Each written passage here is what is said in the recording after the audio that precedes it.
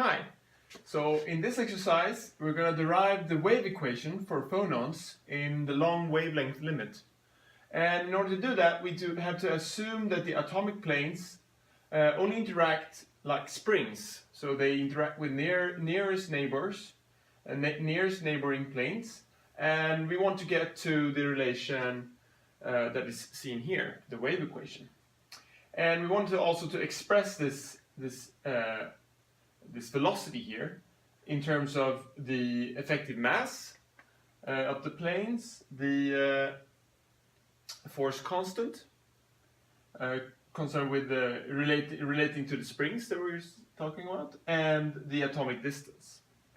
So we'll start by just drawing up the problem here, and assuming that US stands for the position of this plane here, we want to see how this plane moves in time, right? So basically put up the force equation, Newton's equation, and we have the mass and the acceleration on one side, and then we have all the forces acting on this plane.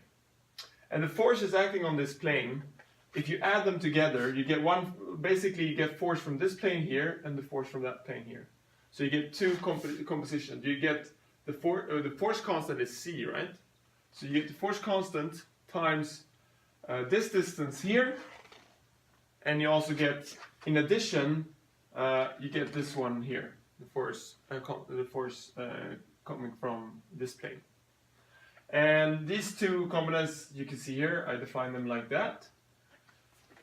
Basically just the distance between the two planes. And then for a lattice parameter A, which is much smaller than the wavelength, which is in the long wavelength limit, you can approximate what these planes here, the planes where they are positioned, where they are located, right? So we'll do that by Taylor expanding, and we get US plus minus. In the case of if you have the minus one there, you have the minus sign there. If you have the plus, you get the plus sign.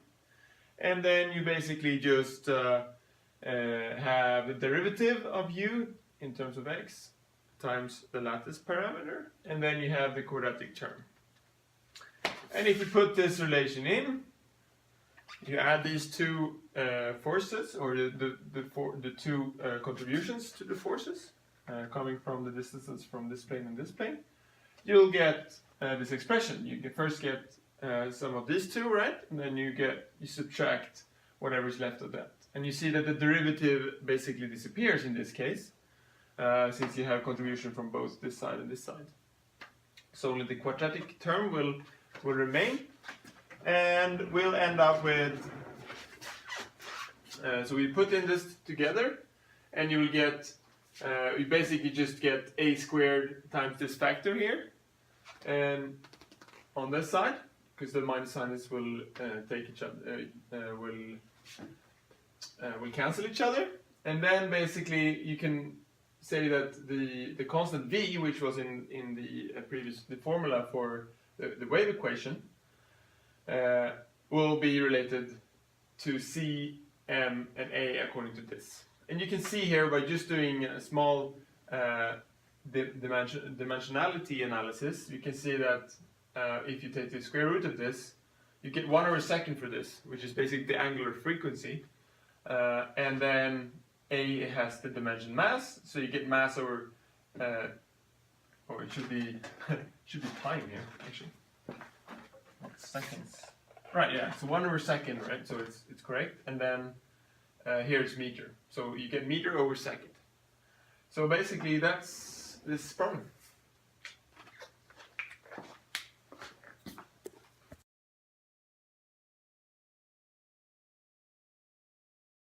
Hi. In this problem, we're going to read off some interesting data from a dispersion diagram for phonons. And on this axis here, in this phonon dispersion diagram, we have the reduced wave vector, which is basically just in terms of 2 pi array. So basically this is the k-axis then, scaled a little bit. And then on the other axis we have frequency, which also can be corresponding to energy. So this is very similar to a band structure diagram, which we will see later in the course. And this is the Brilliant zone we're looking for. We're looking at ytterbium, and ytterbium has a crystal structure which is FCC and a lattice parameter equal to 5.48 angstroms. And we were interested basically in trying to estimate what is the Debye temperature for this crystal, and also so what is the speed of sound in this crystal for longitudinal and transversal waves in the 111 direction. So the 111 direction is basically the one going equal amounts in each of these coordinates, meaning it goes from gamma to L, which is this part of the diagram. You see, each part of this corresponds to data taken from a line from one high symmetry point to another. And the high symmetry points are denoted up here, and likewise you can see the high symmetry points put out in the Brilliant zone. And so, in order to estimate the Debye temperature, we look at the definition, which is basically just the Debye temperature times the Boltzmann constant is equal to the maximum energy you can find for any phonon in the crystal, and throughout the Brilliant zone. And the energy is equal to the Planck's constants times the maximum frequency.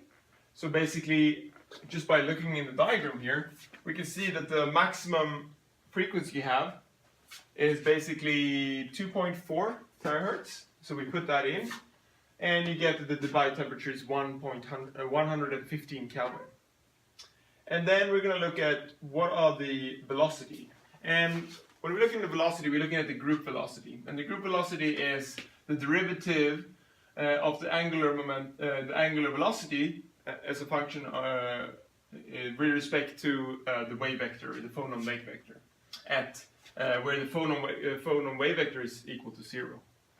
And so what we can do here is that basically we put in the relation in terms of the frequency instead. So we get 2 pi times the change in frequency we see in the phonon diagram. And then on this axis we will scale it in terms of this reduced phonon wave vector. And it said it was in terms of 2 pi over a, right? In terms of 2 pi over a. But since we're looking in the 111 direction, and in terms of this scalar here, we actually need to multiply with the length of the long diagonal, since we're going in the diagonal direction, and one of the components in this direction is this parameter, meaning that this total length here has to be multiplied by the square root of 3. So this multiplied with the square root of 3 in order to get to the correct units. And you put this in, you get this relation. So basically we need to calculate the change in frequency divided by the change in the reduced wave number. And so I'll prepare this here. Basically, if this would be the part that we looked up here between the gamma and the L point in the Brilliant zone, basically we'll just draw lines through the points near the center of the Brilliant zone, and by just trying to map out this, we can get what the delta wave vector, the delta in reduced wave vector is, and we can also get what the change in frequency is for this change in reduced wave vector. And putting that in the relation we discussed earlier, we'll get the results that the speed of sound for longitudinal waves is 1 kilometer per second, and for transversal waves it's 2.5 kilometers per second.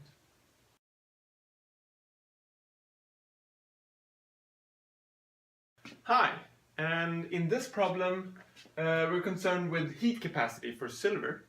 And we can see here a diagram where they have measured the heat capacity, and they have put it in a convenient form where basically the points happen to be on a line. since we know the relation for the heat capacity has a linear part and a cubic part, and if you divide by t and put t squared on this axis, you get the linear part as a constant and the cubic part as a linear slope in the diagram. And in this problem, we're concerned we want to determine the Debye temperature for silver. In order to do that, we have to look at what actually the heat capacity is and how you can define it. So heat capacity has two contributions, as I said. The linear part is electronic in nature, and the cubic part is from phonons. And basically, it can be put in this form, at least for low temperatures. And the slope in the graph will be corresponding to B here. And the phonon part can be derived using the relationship that the heat capacity is equal to the derivative of the energy with respect to T. And the energy of a system is basically the phonon energy, that is basically the integral from 0 to the highest possible energy of phonons, which is the Debye energy.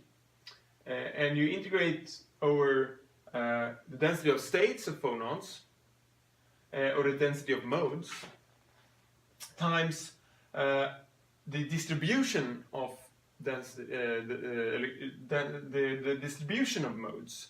And this is basically something you will see later, but it's related to the Fermi-Dirac distribution, but it's basically since phonons is bosons, it will be a bosonic distribution, which we will see later. And in the end, we multiply with the energy of each mode, which is h bar omega, and you integrate that. And in order to calculate that integral, we need to know basically what the density of states can be derived as. And the density of states is, as before with the electronic states, it's the number of states divided, if you take the derivative of the number of states with respect to the angular frequency, or omega, you get the density of states. And the density of states basically then has it's the derivative of the volume, the maximum volume you can have divided by the volume of one state, one orbital, one phonon state.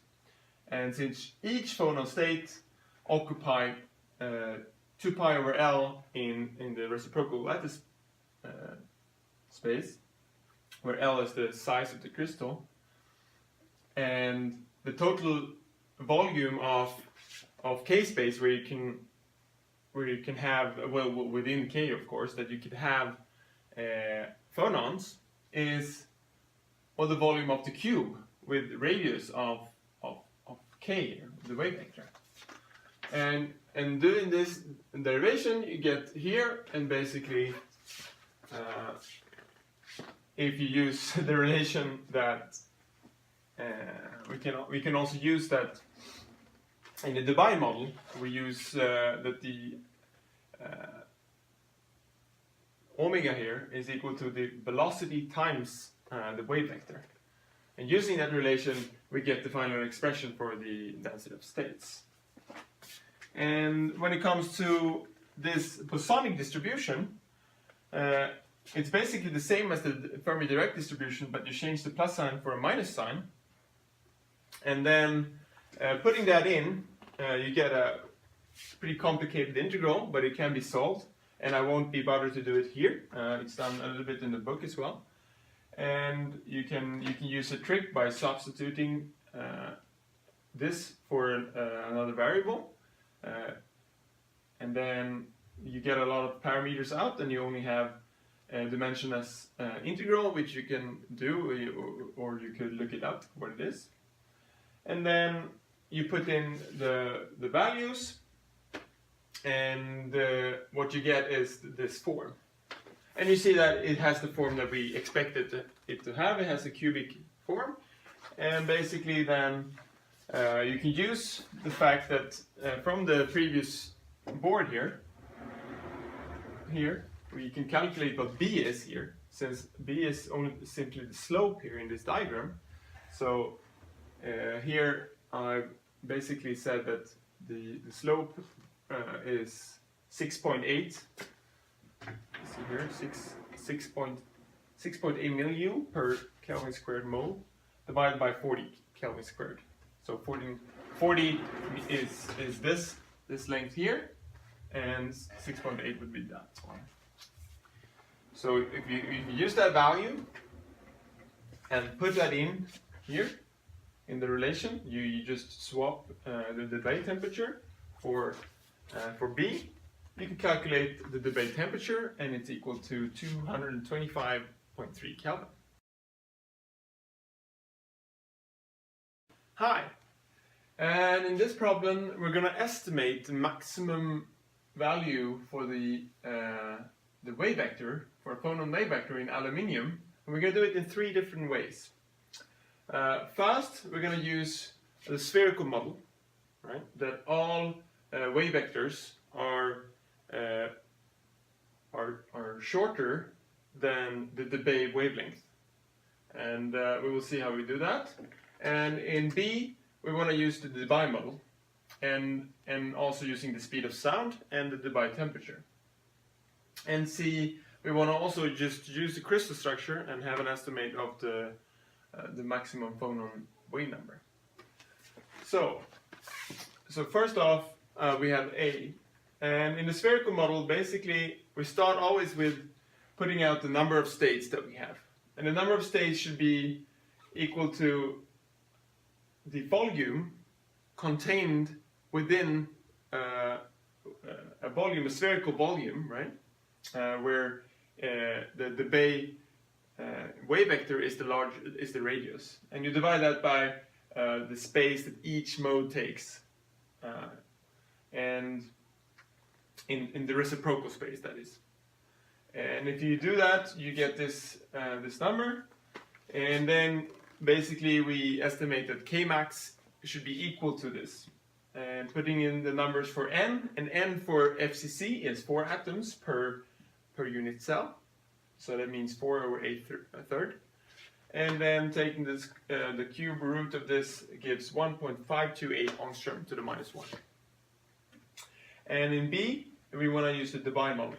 And basically in the Debye model, well, we first just say that these energies has to be equal, right? So the Debye temperature times the K Boltzmann constant is equal to the phonon energy for one phonon. And we also use that the dispersion relation, the linear dispersion relation, where the omega here is equal to the group velocity, or the speed of sound, times the maximum K vector. And solving for K max, basically we get 1.05 angstrom to the minus 1 here. So for the last question, we want to find the highest. K corresponding to the lowest lambda possible in the crystal. And in order to get that, we basically see here is the FCC in real space for aluminium, and we're basically just looking at the smallest distance between 2 atomic planes in an FCC, which has to be equal to A divided by the square root of 2, since this distance here is A, right? And the long diagonal, the diagonal from here to here is the square root times A, and divide by 2, and you get this relation here. And also, if you look at phonon, that's basically vibrations of atoms, right? So what's the maximum energy you can vibrate? Well, basically it is when one atom in one plane is down and the atom in the next plane is up. Or basically looking at this, that the wavelength of one vibration has to be equal to two lattice spacings. which is basically you can't get a higher energy vibration than that. So then we say that the K max should be equal to 2 pi over lambda, right, which is the regular relation between wavelength and wave vector. And then you just put in 2d, where d is the minimum distance.